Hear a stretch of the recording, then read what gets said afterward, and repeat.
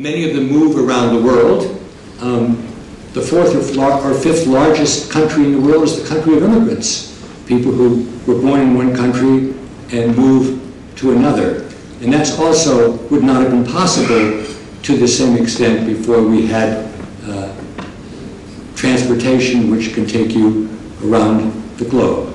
So globalization is about the movement of people, the movement of trademarks, brands.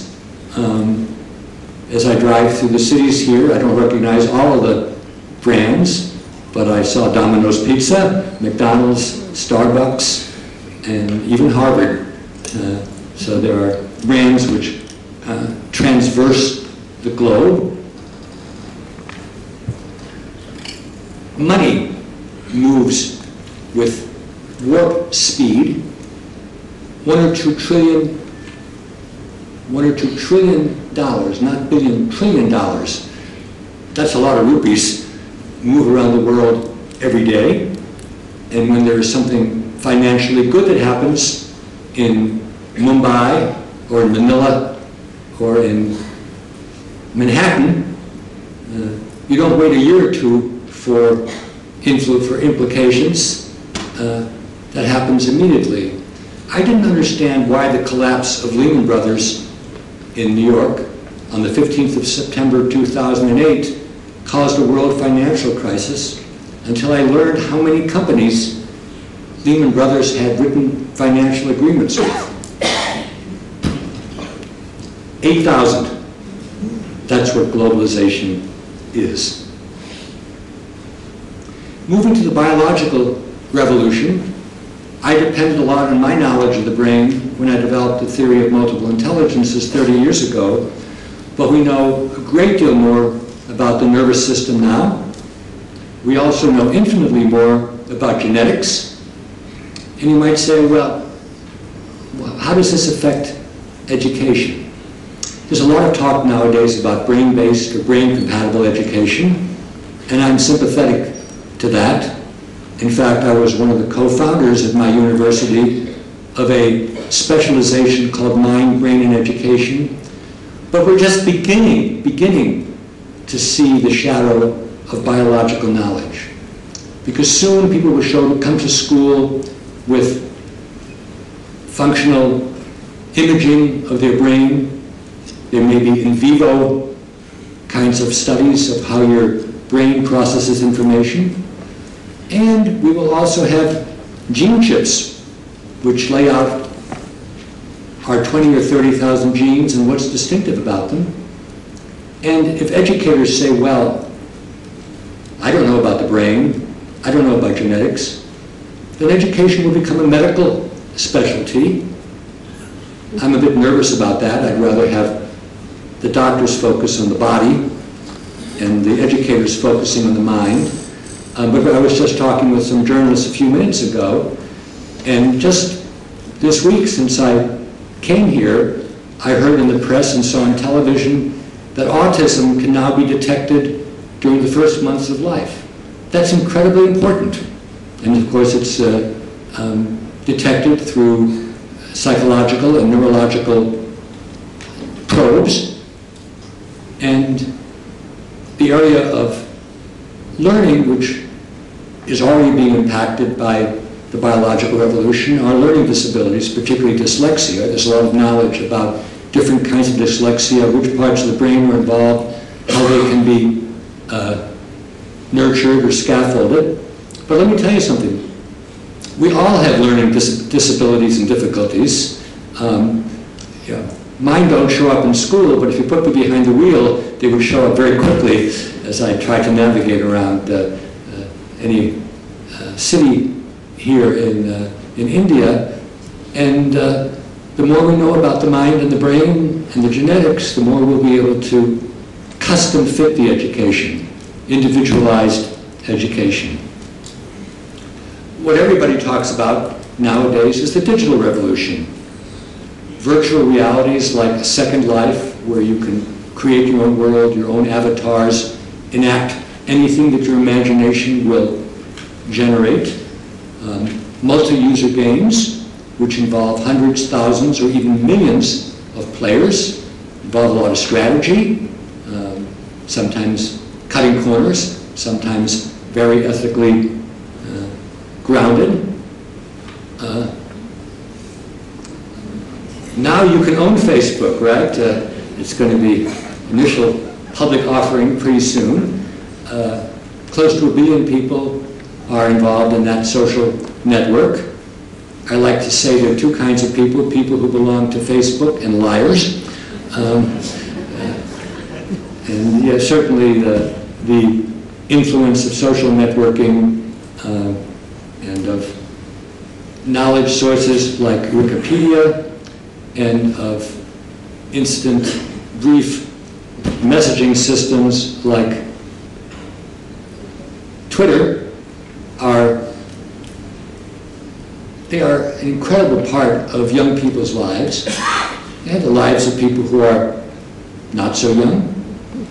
And they can be used educationally, they can be used neutrally, they can be huge wastes of time. Our studies show that young people feel they waste lots of time online, but they also don't know how to stop. It's addictive. And of course, some uses are pernicious. You can use digital technology to spy on people. You can use it for cyberbullying. So the digital world is already affecting, if not roiling, meaning upsetting classical education. And anybody who feels that we can ignore social networking and information sources and games and virtual realities is living in an irreality. I say this realizing, of course, that there's a tremendous poverty in India, and many people don't yet have access to the technologies, and sometimes the technologies are slow, though I can say, after having spent a week here in very nice locations, they're at least as quick as they are in the United States. Probably not as quick as Korea. I'm talking about not North Korea. I have no idea how quick they are in North Korea, but I'm sure they're mostly blocked. But anyway, these are a reality which will be a greater and greater part of education going forward.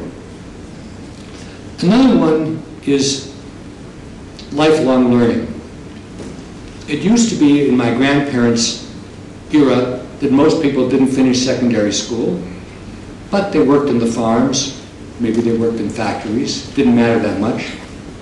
In the 20th century, people worked primarily in factories in developed countries. They often had professions, but they didn't change the professions. I went to college 50 years ago, and every one of my roommates is doing exactly what we were doing when we finished school.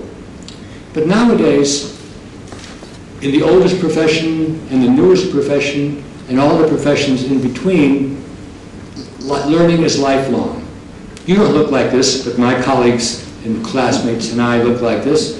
And we have to continue learning or we will be completely anachronistic. We'll be completely behind the times. You can learn in groups. You can learn by educating yourself. You can learn online, you can learn offline, you can join clubs. But the important thing is anybody who thinks their education is over is just fooling themselves.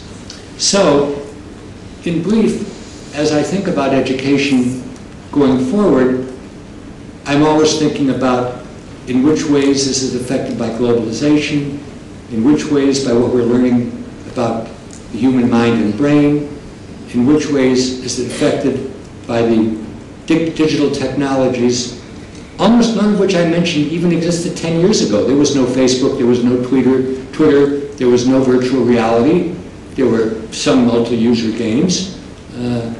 It's incredible how quickly these emerge, and anybody who says, well, it's over now, they've got so many new ones, hasn't been in Silicon Valley or in the Indian equivalents where there are thousands of people trying to come up with the next thing.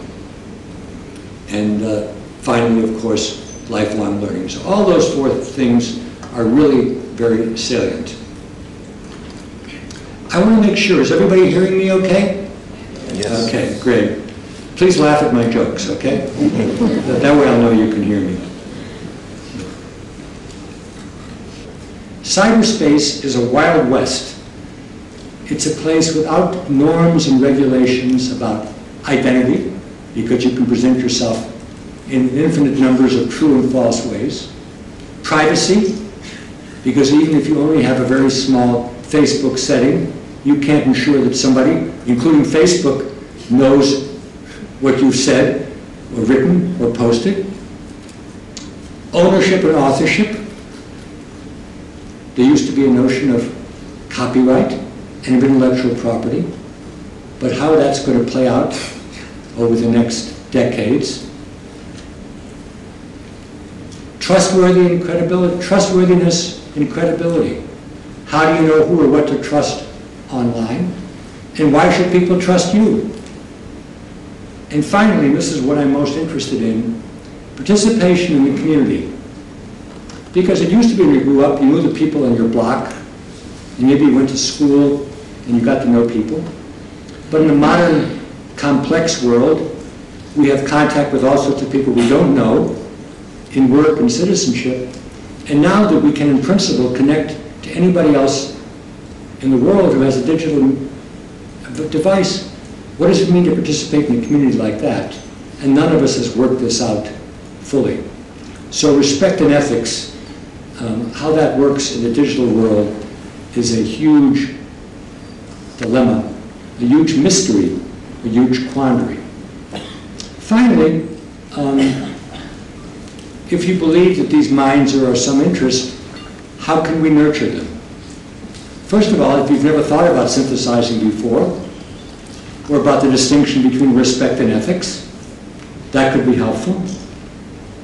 It's always useful to have examples, an example like Darwin for synthesis, from history or literature or current events. I mentioned Obama as an inherently respectful person, in a sea of disrespectful people, I might add. Modeling positive examples, but also I've learned pointing to negative examples. I don't much like negative examples, but often things which older people take for granted are not at all understood by younger people. And similarly, things that younger people take for granted are not understood by digital immigrants. And so we need to understand, we need to explain what we admire and why. Well, let me just give you one example. A few years ago, the Dean of Admissions at MIT was summarily fired. Why was she fired? Because she lied about her own credentials.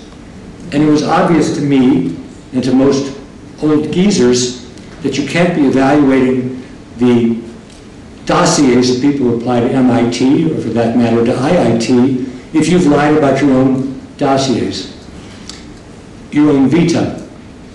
In a group of 15 or 20 students, nobody saw anything wrong with what that dean had done. The students divided between, well, she's doing a good job, so what's the problem? And she was a good dean. And, well, everybody lies in their resume. At which point I said, well, you shouldn't lie. You should be truthful. I said, but if you aren't going to tell the truth for idealistic reasons, you better tell the truth for pragmatic reasons.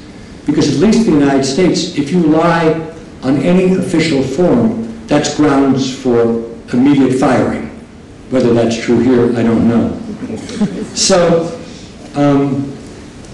as I've mentioned, we're doing a lot of interventions with people interested in good work. It's much too early to know whether it's doing any good. I think we can safely say it's raising consciousness. That's probably a good thing. But finally, even if you like these 5 minds and think they're worth nurturing, nobody can tell you how to put them together. For one thing, there are tensions. There's a tension between respect and ethics. You should respect people at work, but what say somebody behaves unethically? What do? There's a tension between discipline and creativity. Discipline is mastering expertise, but creativity is often overthrowing expertise and doing things in a new way. So nobody can do that cooking for you. You've got to take the ingredients and put them together in a way that makes sense for you. I'm going to end with a bit of a sermon about the figure ground struggle in education all over the world today. What is figure ground? It's a term from psychology. In any kind of a visual image, you have what people should focus on. So, for example, in this painting, it's the young child. And then the background, which you notice, but the background shouldn't be obtrusive. It shouldn't dominate the foreground. Indeed, it should help you see the features of the figure. So there's a struggle going on in the world today, no more so than in India today, and that is what's going to dominate education. Nowadays, everywhere, including India, the focus is on the STEM subjects, science, technology, engineering, and math, and on test scores. How are people doing on tests, and particularly in country rankings? And I know India is not happy about its country rankings, and nobody would wish low rankings in any country. But the message I want to bring to you today is when that dominates everything else, it becomes pathological. And I can already tell you it's very pathological in the United States. The major focus of high-stakes testing has not been to produce more educated people, but to teach cheating to students, teachers, administrators, and even heads of governments. What I'm going to bring to you is that what needs to be the figure are the kinds of human beings we nurture and the kinds of society that we create.